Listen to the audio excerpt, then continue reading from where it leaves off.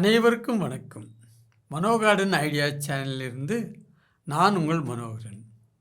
நாம் இன்றைக்கி செடி வகை கொடியில் பூக்கக்கூடிய பூ, அதன் இலைகள், அதே மாதிரியாக அதனோட கொடிகள், அதன் வேர், மற்றவைகளை நாம் பயன்படுத்தி அதை எப்படி நமக்கு நல்ல விதமாக பயன்படுத்திக்கலாம் அப்படிங்கிறத பற்றி நம்ம பார்க்க போகிறோம். இதனுடைய பேர் சங்கு புஷ்பம். சங்கு புஷ்பம் அப்படிங்கிற கொடி வகை செடி தான் இன்றைக்கி நாம் தெரிஞ்சிக்க போகிறோம். வாங்க நாம் வீடியோக்குள்ளே போகலாம். சங்கு புஷ்பம், இதன் உபயோகம் பயன்கள் பற்றி நாம் தெரிந்து கொள்வோம். இதனுடைய பெயர்கள் கிரிகர்னிகா, கிளிட்டோரியா, அபரஞ்சிதா, பட்டர்ஃப்ளை பீ என இதை சன்ஸ்கிரிட்லேயும் இந்தியிலையும் இதை சொல்லுவாங்க. தமிழில் நாம் சங்கு புஷ்பம் அப்படின்னு நாம் சொல்கிறோம். இது 3 விதமான கலரில் இருக்கும். வெள்ளை நிறம், நீல நிறம், வயலட் கலரில் இந்த பூக்கள் இருக்கும். இதை நாம் தினமும் 5 அல்லது 6 பூக்களை ஒரு நபருக்கு நாம் இதை தண்ணீர் காய வச்சு, ஒரு கிளாஸ் அல்லது 2 கிளாஸ், எத்தனை நபர் இருக்கீங்களோ அதுக்கு தகுந்த மாதிரியாக நீங்கள் தண்ணீர் எடுத்து காய வச்சு நல்லா தண்ணீர் கொதித்த பிறகு அந்த பூக்கள் காய்ந்ததாகவும் இருக்கலாம் அல்லது அப்பவே பூத்த பூவாகவும் இருக்கலாம். அதில் எந்த விதமான வேறுபாடும் கிடையாது. இது தண்ணீரில் கொதிக்கும்போது நீல நிறமாக இதனோட சாரம் அதில் இறங்கும். நீங்கள் இதை வடிகட்டிட்டு உங்களுக்கு தேவையான அளவுக்கு தேன் அல்லது ஜிஞ்சர் அல்லது நாட்டு சர்க்கரை அல்லது பனை வெல்லம், உங்களுக்கு எது வேணாலும் கலந்து நீங்கள் சாப்பிடலாம். சர்க்கரை மற்றவர்கள் வேணாம் அப்படின்னு சொல்கிறவங்க வெறுமனே கூட சாப்பிடலாம், தப்பு ஒன்றும் கிடையாது. அதே மாதிரி எலுமிச்சம்பழம் பாதி பிழிஞ்சு கொள்ளலாம். அது அவரவருடைய விருப்பத்தை பொறுத்தது. நீங்கள் இதை சாப்பிடும்போது ஜிஞ்சர் டீ நம்ம சொல்லும் இல்லையா, அதே போல் சங்கு புஷ்பம் டீ அல்லது சங்கு புஷ்பம் ஜிஞ்சர் டீ அல்லது சங்கு புஷ்பம் லெமன் டீ இப்படியாக நம்ம தயார் செய்து சாப்பிட்டுக்கலாம். டீக்கு பதிலாக இதை நாம் காலையிலையும் மாலையிலையும் சாப்பிடலாம். இந்த பூவை நிழலில் காய வச்சு காம்பு நீக்கிட்டு நன்றாக தூள் செய்து வைத்துக்கொண்டு நாம் தேவையான போதும் நாம் இதை சாப்பிட்டுக்கலாம்.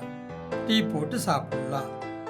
இதன் இலை, அதே மாதிரி வேர் பச்சையாகவோ அல்லது காய வைத்தோ தூள் செய்து வைத்துக்கொண்டு சாப்பிடலாம். இதற்கு முக்கியமான மதிப்பு இருக்குது. ஆண்களுக்கு மிகவும் நன்மை தரக்கூடியது. சர்க்கரை உடலில் இருக்குமே, ஆனால் அதனோட அளவை வெகுவாக இது குறைச்சி நல்ல மாதிரியாக இது கட்டுப்பாட்டுக்குள்ளே கொண்டு வரும். பிபி இருந்தாலும் இது நல்ல மாதிரியாக கட்டுப்பாட்டுக்குள்ளே கொண்டு வரும். நல்ல ஜீரண சக்தியை இது தரும். நாடி நரம்புகளில் ஏற்படக்கூடிய குறைபாட்டை இது சரி செய்யக்கூடியது. மலச்சிக்கல் சரியாகும். சிறுநீர் பிரச்சனைகள் இருக்குமேயானால் அதுவும் சரி செய்யும். இதன் இலைகளை நிழல் காய வைத்து தூள் செய்து சூரணம் செய்து காலை 1 ஸ்பூன் தேனில் கலந்து நாம் சாப்பிடும்போது கவனக்குறைவு சரியாகும்.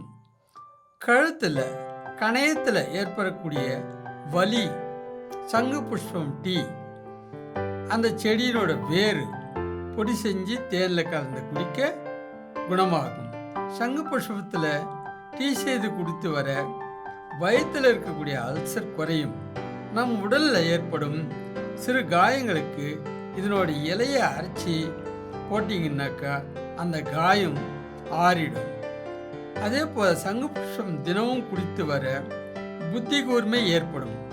சங்கு புஷ்பம் சித்தா ஆயுர்வேதத்தில் நிறைய பயன்படுத்துகிறாங்க. சாதாரணமாக உள்ள ஆண் பெண்கள், 10 வயதுக்கு உள்ள ஆண் குழந்தைகள் எல்லாருமே இதை பயன்படுத்தலாம். இருமல், ஆஸ்துமா, தலைமுடி நரைத்தல், அதாவது இளநரை, டென்ஷன், டிப்ரெஷன் இதெல்லாம் வந்து இதனோட இலைகளையும் அதோட பூவையும் நாம் ஆரோக்கியமான டீயாக தயார் செய்து குடிக்க நமக்கு குணமாகும்.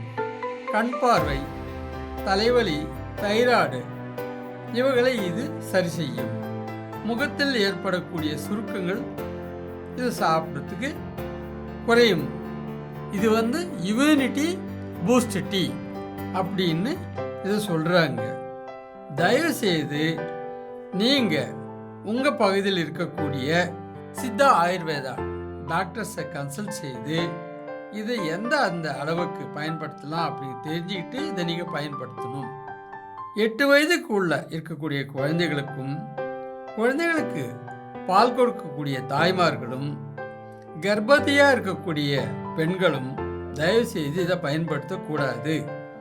இப்போ வரைக்கும் நீங்கள் பார்த்தீங்க இல்லையா, இந்த சங்கு புஷ்பம் டீ இதனோட இலைகள் அதே போல் வேர் அந்த சூர்ணங்களை நீங்கள் பயன்படுத்தும் பட்சத்தில் உடல் நலம் பூர்ணமாக நீங்கள் பெறத்துக்கு இதை பற்றி நீங்கள் உங்கள் பகுதியில் உள்ள சித்தா ஆயுர்வேதா டாக்டர்ஸை கன்சல்ட் பண்ணி எந்த அளவுக்கு இதை பயன்படுத்தலாம் அப்படின்னு சொல்லி தெரிஞ்சுக்கிட்டு அதுபடிக்கு இதை நீங்கள் பயன்படுத்துறது மிகவும் நல்லது.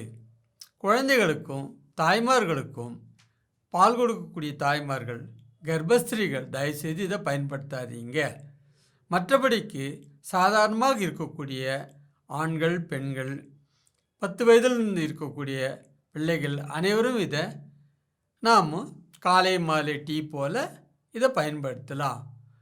உடம்புக்கு மிகவும் ஆரோக்கியமாக இருக்கும் அப்படிங்கிறத உங்கள் முன்னால் தெரிவிச்சிட்டு மீண்டும் அடுத்த வீடியோவில் உங்களை சந்திக்கிறதுக்கு மீண்டும் வருகிறேன். அது வரைக்கும் உங்களிடமிருந்து விடைபெறுவது உங்களின் மனோ கார்டன் ஐடியாஸ் மனோகர். வணக்கம்.